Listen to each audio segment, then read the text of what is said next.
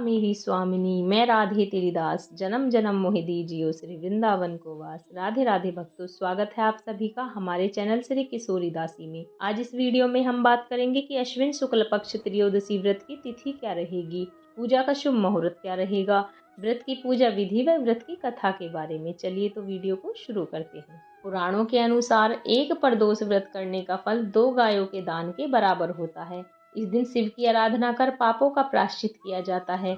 इस व्रत से प्रसन्न होकर शंकर भगवान भक्तों के सारे कष्टों को दूर करते हैं। प्रदोष व्रत को अन्य सभी दूसरों व्रतों से अधिक शुभ और महत्वपूर्ण माना जाता है। हर महीने की दोनों पक्षों की त्रयोदशी तिथि को प्रदोष व्रत रखा जाता है। अलग अलग दिन पड़ने वाले प्रदोष की महिमा अलग अलग होती है। सोमवार का प्रदोष, मंगल को आने वाला प्रदोष और अन्य वारों को आने वाले प्रदोष, सभी का महत्व और लाभ अलग हैं।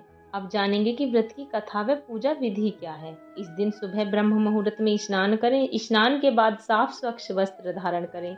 फिर भगवान के समक्ष व्रत का संकल्प लें। घर के मंदिर में दीप प्रज्वलित करें। शिव पार्वती जी के साथ साथ श्री गणेश जी की भी पूजा करें। भगवान भोलेनाथ का गंगा जल से अभिषेक करें। फिर आक के फूल, बेल पत्र, धूप, दीप, अक्षत, रोली, मिठाई और पुष्प आदि सभी चीजें अर्पित करें। माँ पार्वती को चुनरी और सुहाग सामग्री चढ़ाएं। भगवान शिव की आरती करें। भगवान शिव को सात्विक चीजों का भोग लगाएं। इस दिन भगवान शिव जी का अधिक से अधिक ध्यान तथा उनके मंत्रों का जाप करें। प्रदोष काल में पुनः स्नान करके भगवान शिव का माँ पार्वती के साथ पूजन करें।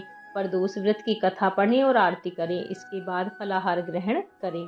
गुरु प्रदोष व्रत की कथा कुछ इस प्रकार है। एक बार इंद्र और वृतासुर में घनघोर युद्ध हुआ। उस समय देवताओं ने दैत्य सेना पराजित कर नष्ट भ्रष्ट कर दी। अपना विनाश देखकर वृतासुर अत्यंत क्रोधित हो स्वयं युद्ध के लिए उदित हुआ।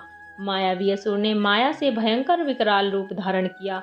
उसके स्वरूप को देख इंद्रादि सभी देवताओं ने इंद्र के परामर्श से परम गुरु बृहस्पति जी का आवाहन किया। गुरु तत्काल आकर कहने लगे, हे देवेंद्र, अब तुम वृतासुर की कथा ध्यान मग्न होकर सुनो।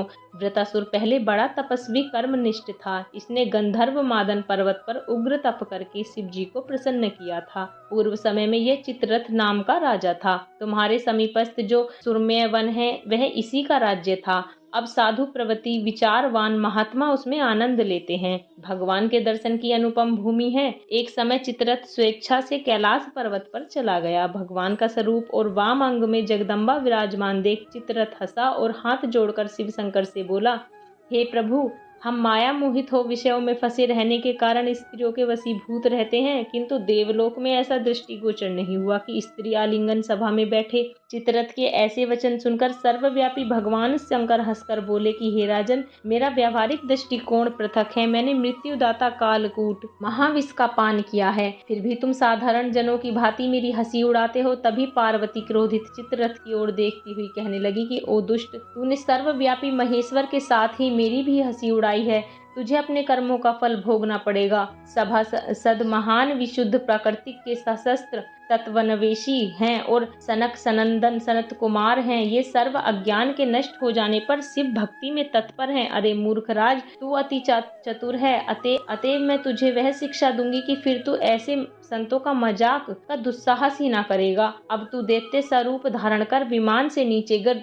तुझे मैं श्राप देती हूँ, अभी पृथ्वी पर चला जा। जब जगदम्बा भवानी ने चित्ररथ को ये श्राप दिया तो वह तत्क्षण विमान से गिर राक्षस योनि को प्राप्त हो गया और प्रख्यात महासुर नाम से प्रसिद्ध हुआ। तवष्टा नामक ऋषि ने उसे श्रेष्ठ तत्व से उत्पन्न किया। अब वही वृतासुर शिव भक्ति में ब्रह्मचर्य से रह रहा है। इस कारण तुम उसे जीत नहीं सकते। अतएव मेरे परामर्श से यह प्रदोष व्रत करो, जिससे महाबलशाली दैत्य पर विजय प्राप्त कर सकोगे। गुरुदेव के वचनों को सुनकर सब देवता प्रसन्न हुए और गुरुवर त्रयोदशी प्रदोष व्रत को विधि विधान से किया। राक्षस वृतासुर पर विजय प्राप्त कर इंद्रदेव सुख पूर्वक रहने लगे। बोलो उमापति शंकर महादेव की जय। अब जानेंगे कि गुरु प्रदोष व्रत की तिथि क्या है। त्रयोदशी तिथि का प्रारंभ होगा 26 अक्टूबर की सुबह 9:44 पर। त्रयोदशी तिथि का समापन 27 अक्टूबर की सुबह 6:56 पर होगा। प्रदोष काल का पूजा का समय शाम 5:41 से 8:15 तक रहेगा। प्रदोष काल की कुल अवधि रहेगी 2 घंटे 34 मिनट।